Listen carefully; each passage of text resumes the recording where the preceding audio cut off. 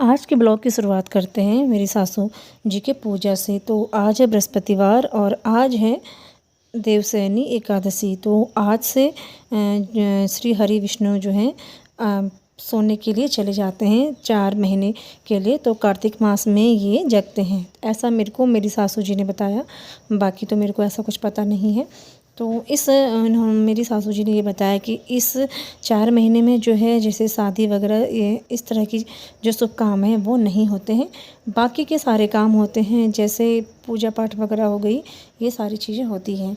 तो देवशयनी एकादशी के दिन जो है मेरी सासू जी आज तुलसी जी लगाएंगे, क्योंकि आज ही के दिन सासू जी ने बताया कि तुलसी जी लगाई जाती है। तो ये तुलसी जी लगाएंगी और यहाँ पे आप देख सकते हैं मेरी एक तुलसी माता तो पहले से लगी हुई है और दूसरी जो है मेरी सासू जी ने फिर लगा दी हैं आज देवशयनी एकादशी के दिन, क्योंकि मेरी सासू जी जो है तुलसी जी का व्रत करती हैं। और जो कार्तिक मास में तुलसी, शायद कार्तिक मास में ही आता है तुलसी विवाह जो होता है तब भी ये करती हैं। तो यहाँ पे ये कर रही हैं पूजा। और ये जो है समी का पेड़ है, इसमें भी जो है मेरी सासू जी जल वगैरह चला रही हैं और इधर तुलसी माता की पूजा कर रही हैं। तो मेरे को इस चीज़ के बारे में ज़्यादा कुछ पता नहीं है वैसे। और मैं तुलसी जी तो मैं कभी भी लगा देती हूँ, लेकिन मेरी सासू जी ने बताया कि तुलसी जो है आज के दिन ही लगाई जाती है। तो यहाँ पे आज जो है सासू जी तुलसी जी लगा देंगी और इन्होंने आज जो है देवशयनी एकादशी का व्रत लिया है। तो इनका व्रत जो है आज पूरे दिन भर रहेगा और कल सुबह खुलेगा पूजा करने के बाद। तो यहाँ पे पूजा हो गई है तुलसी माता की, क्योंकि मेरी सासू जी जो हैं वो बहुत ज़्यादा पूजा पाठ करती हैं और मैं उतना नहीं करती हूँ, मतलब करती हूँ उतना नहीं करती हूँ। मैं सुबह शाम ही करती हूँ, मतलब जैसे तुलसी विवाह वगैरह ये सब मैं यूपी में थी तो मैं नहीं करती थी, क्योंकि वहाँ पे मेरे को इतना कोई बताने वाला भी नहीं था। और तो अब इधर आ गई हूँ तो इधर बताने वाले भी हैं, और जब सब लोग करते हैं तो अच्छा लगता है करना। उसके बाद मैंने यहाँ पे बनाई चाय। सासू जी के पूजा करने के बाद मैंने चाय बनाई है। और आज जो है मेरी मम्मी और मेरे सासू जी दोनों ही आई हुई हैं। तो यहाँ पे मैंने 3 कप चाय बनाई है, अपने लिए, मम्मी के लिए, सासू जी के लिए। उसके बाद फिर यहाँ पे मैंने मखानों को फ्राई किया, क्योंकि मैं अपने सासू जी के लिए जो है मखाने की खीर बनाऊँगी, क्योंकि व्रत में मखाने की खीर खाई जाती है। तो पहले मैंने इनको घी में फ्राई कर लिया, उसके बाद फिर मैं इसको ग्राइंडर में पीस लूँगी। और जिससे ये आप देख सकते हैं, एक मैंने थोड़ा सा मतलब बारीक पाउडर बना दिया, थोड़ा सा, एक थोड़ा दरदरा पीसा। तो यहाँ पे दूध रख दिया है मैंने कढ़ाई पे और इसमें मैंने इलायची डाल दी है। इसमें अब मैं जो मैंने मखाने मिक्सर में पीस लिए थे उनको मैं इसमें डाल दूँगी, अच्छे से मिक्स कर लूँगी। और बहुत ही ईजी होती है मखाने की खीर बनाना। वैसे तो आप साबुत जो मखाने हैं उनकी भी बना सकते हैं, पर मैंने यहाँ पे जो है इनको मिक्सर कर लिया था। तो इस तरह से मैंने यहाँ पे बना ली है खीर। इसमें मैंने शुगर डाल दी है और ऊपर से इसमें थोड़े से ड्राई फ्रूट ऐड कर दिए हैं। तो इनको अच्छे से मिक्स कर लेते हैं, उसके बाद दे देते हैं अपने सासू जी को। और उसके बाद नाश्ता देती हूँ मम्मी लोगों को। पीहू अंदर से उठी, बाहर सोफे में सो गई है। तो अभी जो टाइम है ना, टाइम में भी 7:45-8 ऐसी है।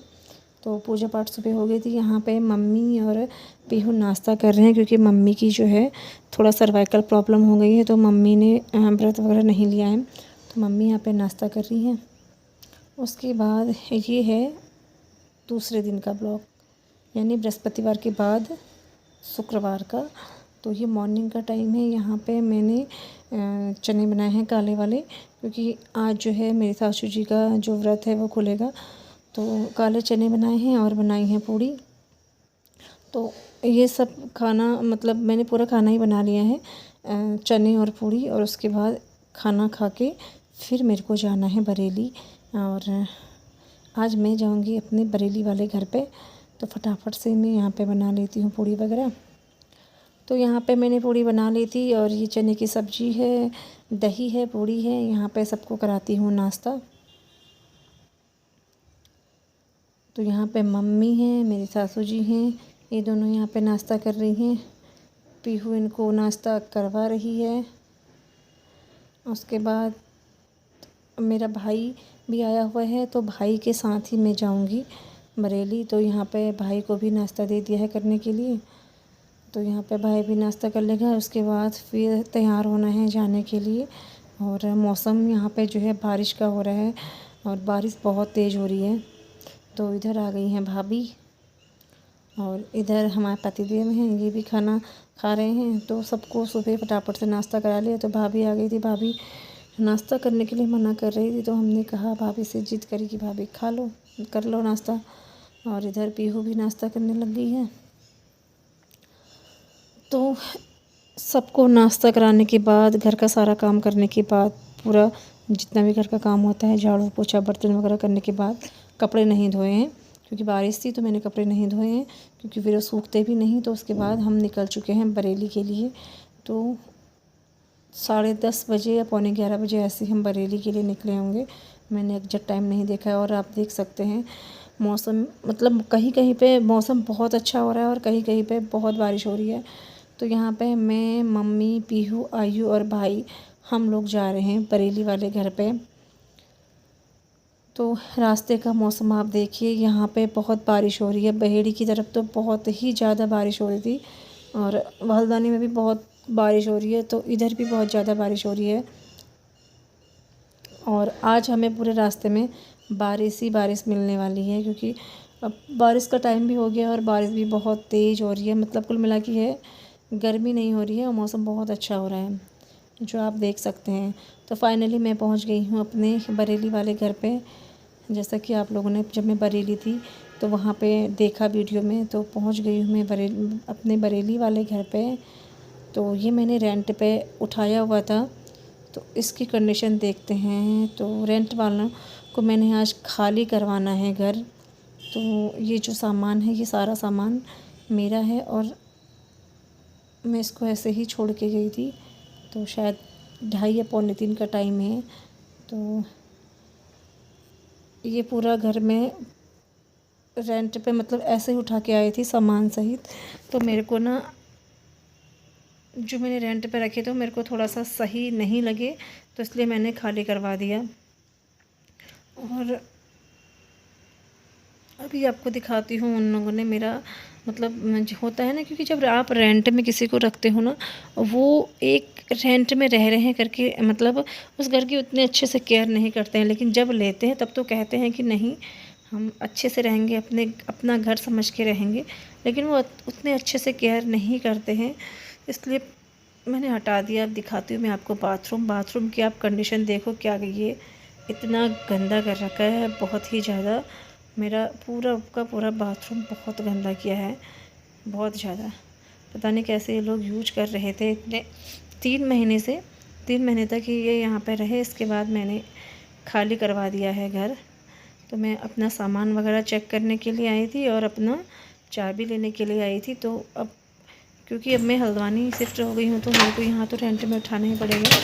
तो अब ये घर मैं किसी दूसरे को दूँगी, लेकिन दूसरे ऐसे इंसान को दूँगी कि जो थोड़ा सही से घर को मेंटेन करके रख सके। और ये गमले वगैरह हैं, पौधे भी, मतलब कुछ पौधे तो ख़राब हो गए हैं, कुछ हैं। तो ये भी यहाँ सब ऐसे में छोड़ के गई हूँ। कैसा लग रहा तुझे आयु के आने के बाद?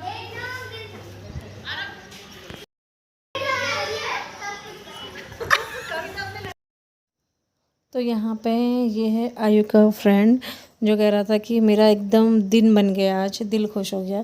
क्योंकि बच्चों को भी यहाँ पे बहुत अच्छा लगता था पहले, और अभी भी बहुत अच्छा लगता है। लेकिन क्या है कि अब हम लोग शिफ्ट हो गए हैं, तो बच्चों का मन तो यहीं लगता है, हल्द्वानी में नहीं लगता है। तो उसके बाद हम लोग वहाँ से निकल चुके थे अपने घर से और रास्ते में पहुँच गए हैं। रास्ते में भी आप देख सकते हैं कि बारिश हो रही है, बहुत तेज़ बारिश हो रही है, एकदम झमाझम वाली बारिश हो रही है। तो चलिए फिर